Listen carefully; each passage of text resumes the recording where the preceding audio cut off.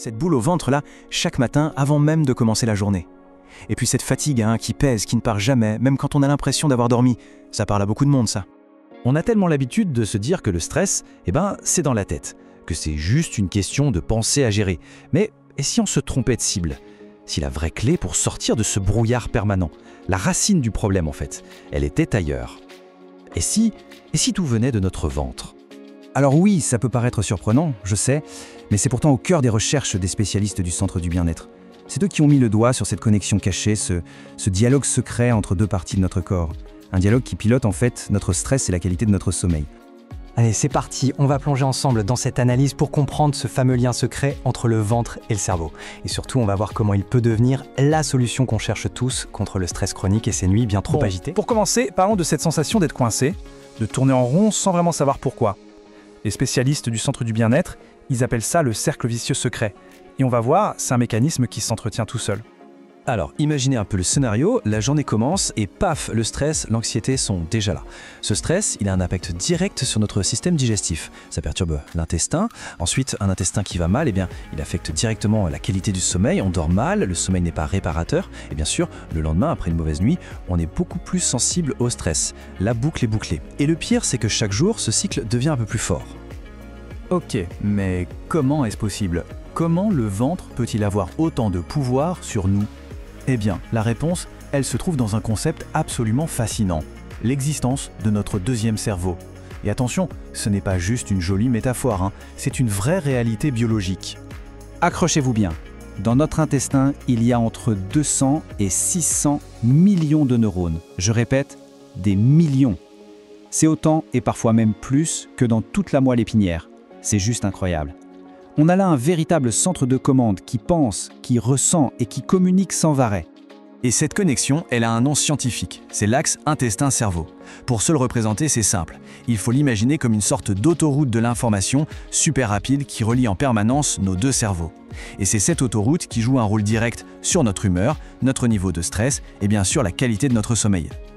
Ce qui est vraiment crucial à comprendre ici, c'est que cette communication, elle va dans les deux sens. Dans le sens cerveau vers intestin, ça, on le connaît bien. Le stress mental, qui donne mal au ventre, qui provoque des ballonnements, c'est le grand classique. Mais c'est l'autre sens qui est souvent oublié, celui de l'intestin vers le cerveau. Et là, une mauvaise digestion ou un déséquilibre intestinal, ça peut directement nous rendre plus irritables, plus anxieux ou tout simplement plus fatigués. Bon, maintenant qu'on a bien posé le problème, parlons solution. Parce que oui, il y en a une. La bonne nouvelle, c'est qu'on a des leviers pour agir. On a à l'intérieur de nous 3 alliés super puissants. Et si on apprend à en prendre soin, ils peuvent nous permettre de reprendre le contrôle. Alors, qui sont-ils ces 3 alliés? On a d'abord le microbiote intestinal, cette colonie fascinante de bactéries qui vit à l'intérieur de nous. Ensuite, il y a le nerf vague, qu'on peut voir comme le câble de communication principal entre le ventre et la tête. Et pour finir, on a les neurotransmetteurs clés, et notamment la fameuse sérotonine. Parlons d'abord du microbiote. Il faut vraiment le voir comme notre usine personnelle de bien-être. Et regardez ce chiffre, il est juste fou. 95%.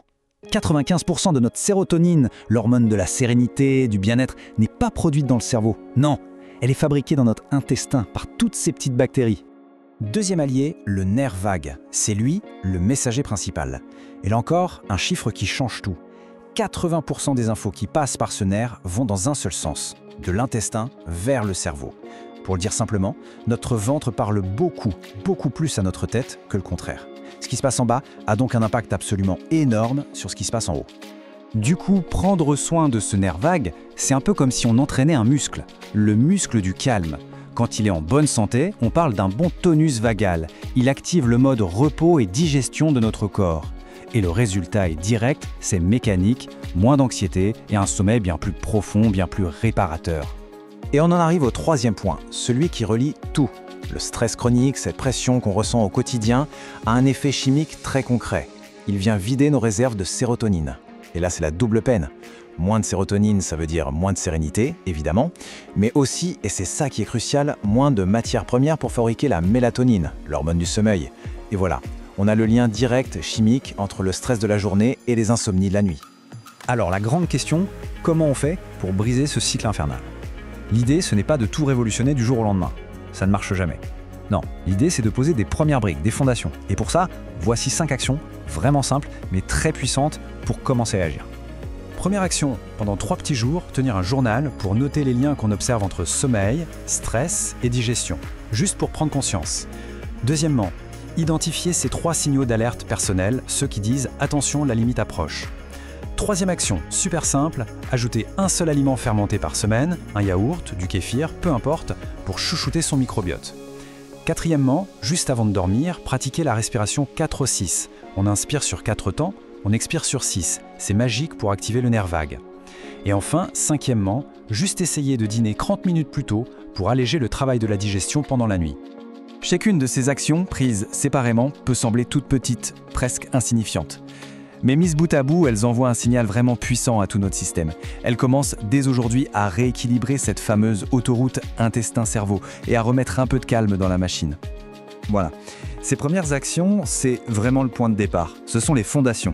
Mais pour que la transformation soit vraiment durable, pour consolider tout ça et être sûr de ne pas retomber dans le cycle, eh bien, il est possible d'aller encore plus loin. Et c'est là que les spécialistes du centre du bien-être insistent sur un point essentiel. La vraie clé, ce n'est pas de traiter ces problèmes les uns après les autres en silo. Non, il faut une approche globale, intégrée. Il faut agir en même temps sur l'intestin, sur la gestion du stress et sur l'amélioration du sommeil. Tout est lié, c'est un seul et même système. La question qui se pose alors, c'est est-ce que le moment est venu de passer à cette étape supérieure? D'adopter une stratégie vraiment complète pour des résultats qui tiennent cette fois dans la durée? Si la réponse est oui, si le moment est vraiment venu de sortir de ce cycle pour de bon, alors la prochaine étape est toute simple. Il est possible de réserver une séance découverte directement sur le site lecentredubienêtre.com. C'est une occasion parfaite pour discuter d'une situation particulière et voir concrètement en quoi un accompagnement personnalisé peut tout changer.